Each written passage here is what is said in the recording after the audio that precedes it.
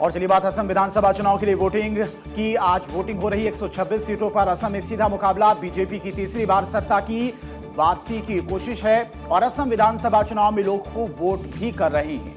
दोपहर 1 बजे तक वोट डालने में असम के लोग आगे रहे हैं और अब तक 60% से ज्यादा वोटिंग हो चुकी है। पोलिंग बूथ्स पर अभी भी लंबी लाइनें लगी हुई हैं। महिलाएं खूब बढ़ चढ़कर वोट डाल रही हैं। वहीं फर्स्ट टाइम वोटर्स में भी खूब जोश नजर आ रहा है। और इस बार का असम विधानसभा चुनाव बेहद खास नजर आ रहा है।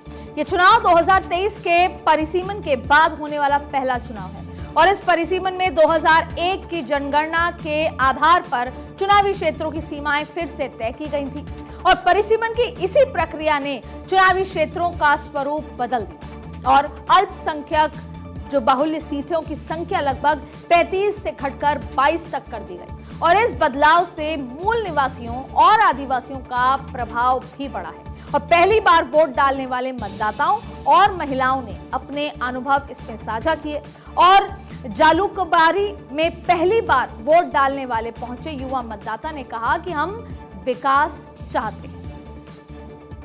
माहौल तो अच्छा ही है, ठीक ही है।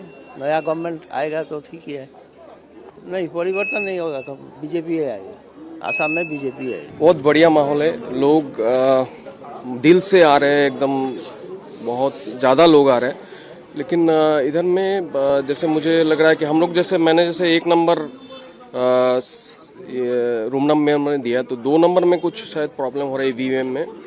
तो बाकी सब ठीक ही है, एनवायरनमेंट अच्छा है और वेदर भी अच्छा ही है आज।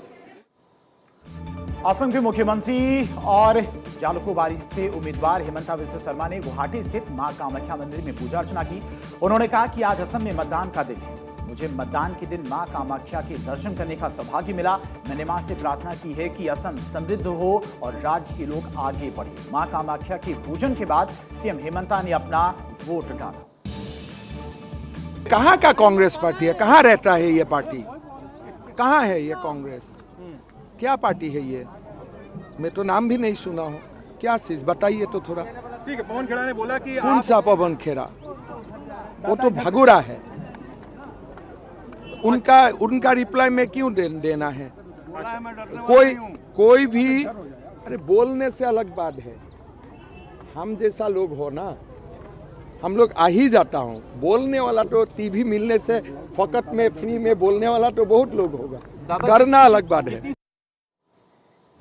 और वहीं नेता प्रतिपक्ष देवव्रत सेकिया ने डिब्रूगढ़ में वोट डाला और AIEDF प्रमुख बरुद्दीन अजमल ने बनाकांडी विधानसभा में अपना वोट डाला और अखिल गोगोई और इसके साथ साथ जो लिरिंज्योति गोगोई ने भी अपने अपने पोलिंग बूथ पर वोट डाला। कांग्रेस सांसद गौरव गोगोई ने जोरहाट के DCB गर्ल्स हाई स्कूल में बनाए गए एक मतदान केंद्र में अपना वोट डाला। उन्होंने कहा कि लोगों में उत्साह की एक लहर है। हमें पूरा भरोसा है कि हम असम में आदर्शों और लोकतांत्रिक मूल्यों की अक्षुण रखते हुए एक नया असम बनाएंगे। आज असम के लिए एक महत्वपूर्ण दिन है। असम के लोग असम के भविष्य के निर्णायक भूमिका लेने वाले व्यक्ति समाज आज आगे आए हैं।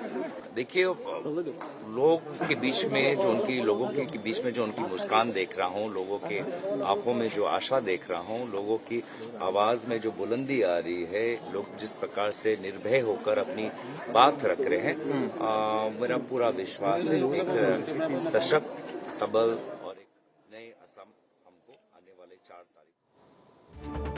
आपको बता दें कि असम के चुनाव मैदान में कुल 722 उम्मीदवार हैं, जिनमें मुख्यमंत्री हिमंता बिस्वा शर्मा, प्रदेश कांग्रेस अध्यक्ष गौरव गोगोई, नेता प्रतिपक्ष देवव्रत सेकिया, AIUDF प्रमुख बदरुद्दीन अजमल, रायजोर दल के नेता अखिल गोगोई और असम जातीय परिषद के अध्यक्ष लिरिंज्योति गोगोई शामिल हैं। कुल 2.5 करोड़ मतदाता अपने मताधिकार का प्रयोग करने के लिए पात्र हैं और आप देखिए कि किस तरीके से ये मतदान केंद्रों पर लाइन आपको नजर आ रही है।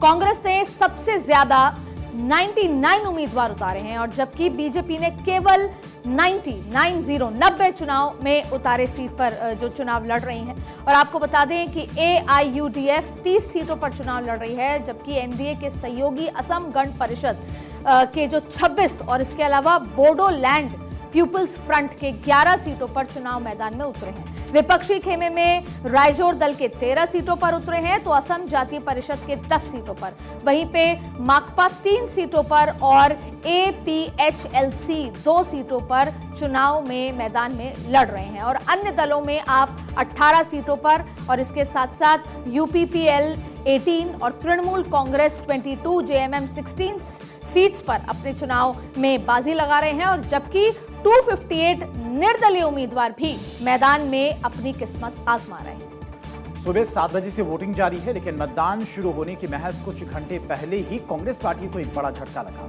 उदलगुड़ी विधानसभा सीट से कांग्रेस के आधिकारिक उम्मीदवार सुरेन दैमरी ने वोटिंग से 24 घंटे पहले पार्टी छोड़ने और चुनावी दौड़ से हटने का सनसनीखेज ऐलान कर दिया।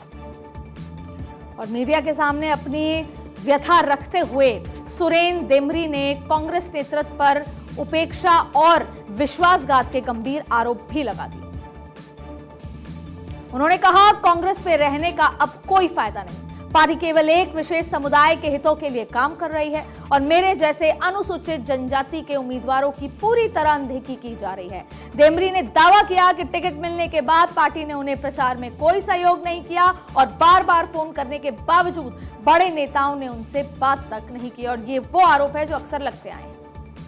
दूसरी ओर कांग्रेस इस स्थिति को संभालने की कोशिश कर रही है। कांग्रेस प्रवक्ता देवव्रत बोरा ने साफ किया है कि दैमरी ने सिर्फ मीडिया के सामने बयान दिया है, लेकिन अभी तक पार्टी को अपना औपचारिक त्यागपत्र नहीं सौंपा है। हालांकि चुनाव एन वक्त पहले उम्मीदवार के इस कदम ने जमीनी स्तर पर पार्टी कार्यकर्ताओं के मनोबल को प्रभावित किया है। आपको बता दें, सुरेन देमरी के नाम EVM में बना रहेगा, और दरअसल नामांकन वापस लेने के समय सीमा बहुत पहले समाप्त हो चुकी थी और बैलेट यूनिट्स पहले ही तैयार की जा चुकी हैं। मतदान कर्मी केंद्रों पर पहुंच चुके हैं और इसलिए तकनीकी रूप से अब नाम वापस नहीं लिया जा सकता। लोग उनके नाम के आगे वाला बटन दबाकर वोट भी दे सकते हैं।